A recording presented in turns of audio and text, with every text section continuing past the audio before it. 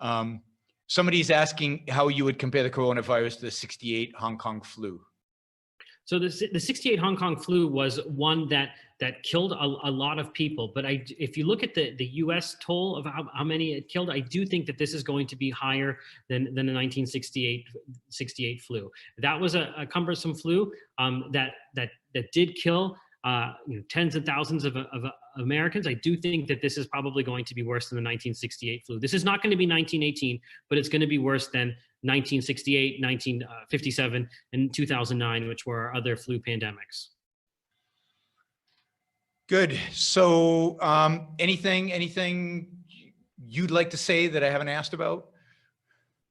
No, I think we covered a lot of it. I think this is going to be something that we're going to be watching for a while. And it's important to remember that there's not black or white answers to a lot of this stuff. It's a lot of gray and people trying to interpret things. And there is a lot of controversy in the field about very simple things that we still don't know the answers to. We're learning this on the fly, and we've not, dealt with a pandemic of this scale since 1918. And I think that there's a lot of differing voices within the field. So I think that it's important to remember that not every person in my field that has a position has a political agenda. They're basically, everybody's trying to do their best to try and tell people what to do and try to prevent the catastrophe this is. And there is a balance, and people have a different threshold for what kind of balance to strike between the economic shutdowns on the one hand and letting this virus go. And there's lots of false alternatives being created. So I think that that's an important thing, is that everybody's, I think that there's just a lot of differing voices here and a lot of controversies that haven't been quite settled yet.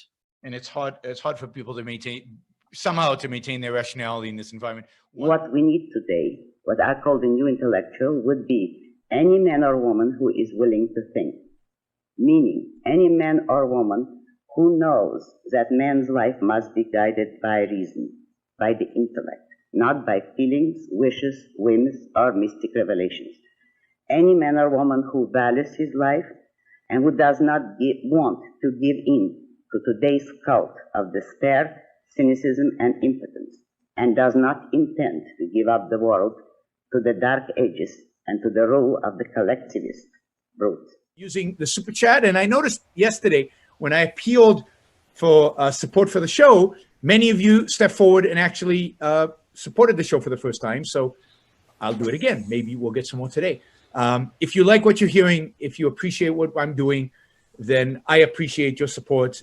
Those of you who don't yet support the show, please take this opportunity. Go to yaronbrookshow.com/support or go to subscribestar.com, Yaron Brooks Show, and make a kind of a monthly contribution to keep this going.